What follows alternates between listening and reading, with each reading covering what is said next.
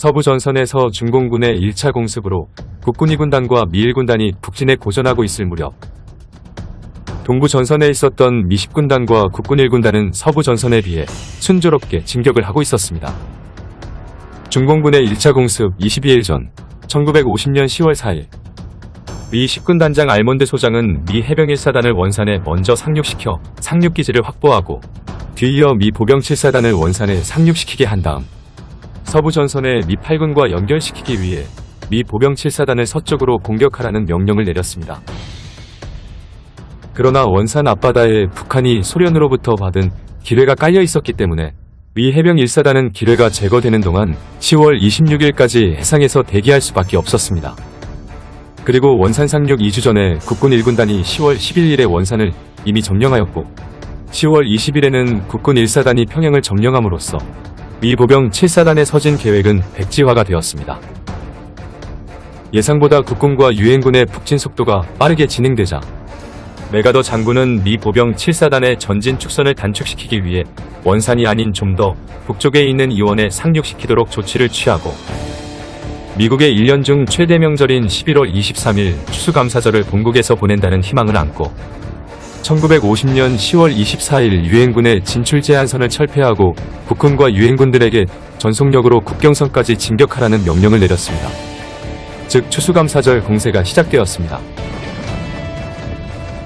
미 10군단장 알몬드 소장은 이러한 메가더 장군의 명령을 받아들여 북진 속도가 제일 빠른 국군 1군단을 동해안을 따라 두만강으로 진출시키게 하고 미 해병 1사단은 미국 본토를 거쳐 일본에서 오고 있는 미 보병 3사단이 한반도에 투입되기 전까지 원산에 있는 미 10군단의 후방을 방어하게 하고 일부 병력은 장진호 진격 명령을 내렸습니다. 그리고 미 보병 7사단은 이원에 상륙시켜 풍산 해산진 진격 명령을 내렸습니다. 1950년 10월 26일 추수감사절에 반하여 중공군의 1차 공습이 시작되자 서부 전선에서 국군이 중공군에게 온정리 운산에서 공격을 받고 초산까지 도달한 국군 6사단 7연대의 테러가 차단당했을 때 동부 전선에서는 국군 수도사단 18연대가 부전호를 목표로 1연대가 풍산을 1기갑 연대가 북청 단천을 점령하고 성진을 공격할 준비를 하고 있었습니다. 국군 3사단은 미 해병 1사단이 원산에 상륙하기 전까지 원산 일대를 장악하여 원산에 있었던 북한군 패잔병의 게릴라 작전을 막고 아군의 보급로를 지키기 위해 그리고 미 10군단을 방어하기 위해 후방에서 작전을 수행 중이었고 국군 3사단 26연대가 장진호 진격을 위해 공격 준비 중에 있었습니다. 장진호를 진출하기 위해서는 황초령 고개를 반드시 넘어야 했습니다. 황초령은 해발 1206m로 정상에 도달하면 지면이 평탄한 개마고원이 펼쳐져 있기 때문에 방어하는 입장에서는 공격해오는 적이 올라오기 전에 개마고원의 입구인 황초령을 초반에 막는 것이 굉장히 중요했습니다. 당시 북한군 부총사령관 최용건은 이러한 황초령의 중요성을 미리 알고 소련군사 고문관 3명과 함께 중공군 군지휘관들에게 황초령의 중요성을 설명했습니다. 최용건은 북한이 현재 소유하고 있는 모든 차량 18대를 중공군 124사단에게 제공하였고 그 결과 중공군이 보유하고 있었던 2대의 차량과 북한군이 제공한 18대를 포함 총 20대를 활용해 전속력으로 124사단 1개 대대 병력들이 이틀 만에 황초령에 도달할 수 있었습니다. 중공군의 개입을 모르고 있었던 국군 3사단 26연대는 마전동에서 황초령의 입구인 수동을 공격하기 시작하였습니다. 그러나 적들은 수동에 있었던 연대봉을 거점으로 후방에서 병력 증원을 받으면서 방어를 하고 있었기 때문에 국군 3사단 26연대 병력들은 근접전까지 벌이면서 치열하게 싸웠지만 방어막을 뚫는 데 실패했습니다. 연대봉은 장진 제3발전소를 감지할 수 있고 상통역부터 장진역까지 연결되어 있는 철로와 그리고 도로를 통제할 수 있는 중요한 요충지였습니다. 국군이 수동 인근에서 격전을 벌인 지 3일째인 10월 29일 국군 3사단 26연대 병력들은 수동 인근 전투에서 포로 16명을 잡았는데 포로들은 자신들이 중공군 42군 124사단 370연대 탄약소대 소속이며 북한군 344 전차연대의 지원을 받는 중공군 42군의 나머지 부대가 북쪽의 산악지대에 주둔하여 장진호로 가는 도로를 차단하고 있고 나머지 많은 병력의 중공군들이 하갈우리와 장진호 일대에 포진하고 있다고 진술했습니다.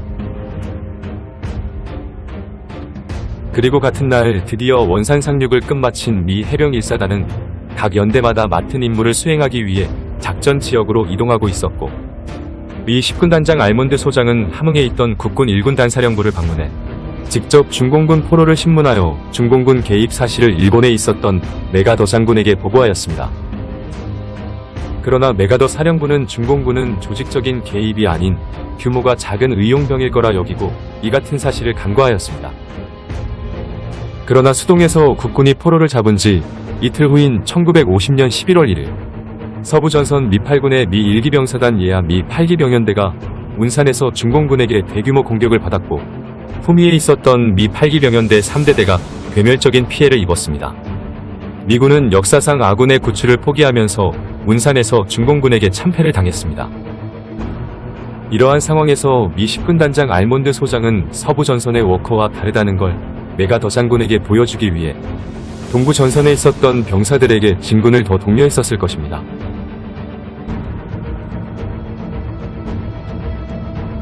(1950년 11월 2일) 국군이 수동 인근에서 고전하고 있을 무렵 리첸버그 대령이 이끄는 미 해병 1사단 7연대 3,000명의 병력과 해병 1사단 1연대 2대대 병력들이 수동 인근에 도착해 국군 3사단 26연대와 임무를 교대하고, 국군 3사단 26연대 병력들은 두만강으로 진출하기 위해 1군 단사령부가 있는 함흥으로 이동하기 시작하였습니다.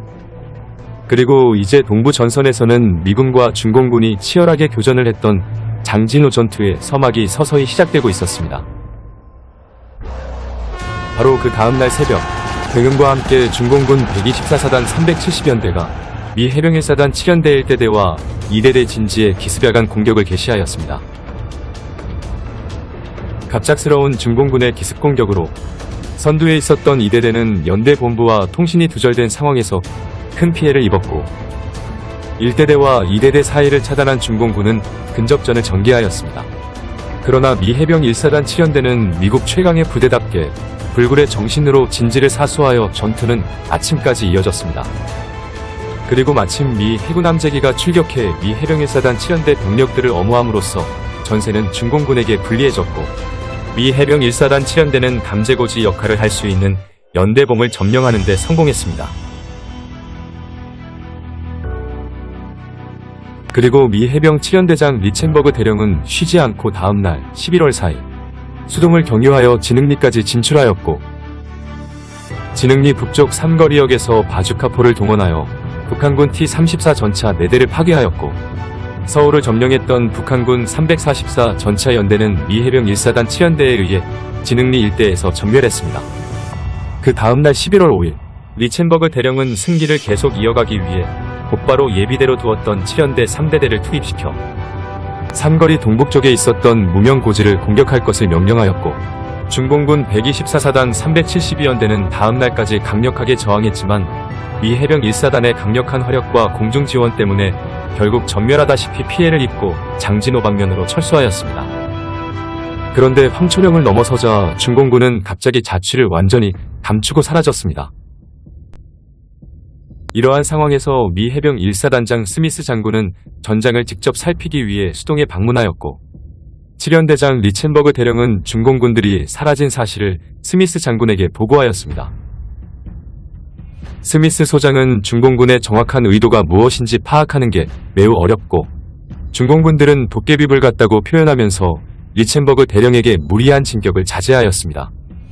하지만 수동전투에서 사단급 규모의 전투가 벌어졌음에도 미 10군 단장 알몬드 소장은 수동전투의 중요성을 인지하지 않고 일기에 자신이 이끄는 미 10군단 지휘부가 사용할 기차를 점검했다는 내용을 기술하는 등 평범한 일상들을 기록하였고, 전장을 직접 확인하러 부대에 방문했을 때에는 산 넘어 포격하기 위해 고각을 유지하는 곡사포를 보고서는 비행기를 요격하는 고사포로 착각하는 무능함을 드러냈습니다. 동부전선에서 미군과 중공군이 처음 맞붙은 수동전투, 중공군 124사단은 거의 편제가 어려울 정도로 전멸해버렸고, 이후 장진호 전투에서는 모습을 드러내지 않았습니다. 반면 미 해병 7연대는 46명의 사상자와 262명의 부상병이 전부였습니다. 미 10군단장 알몬드 소장은 서부 전선을 지휘하는 워커 중장에 비해 자신이 지휘하는 동부 전선의 진군 상황이 양호하게 진행되자 그는 앞뒤를 살피지 않고 승승장구를 예상하면서 그저 내가 더 장군에게 잘 보이기 위해 병력들에게 빠른 진격을 계속 명령하였고, 미 10군단의 앞에는 수동 전투의 참패로 복수심에 가득 찬 송시륜의 구병단 병력들이 기다리고 있었습니다.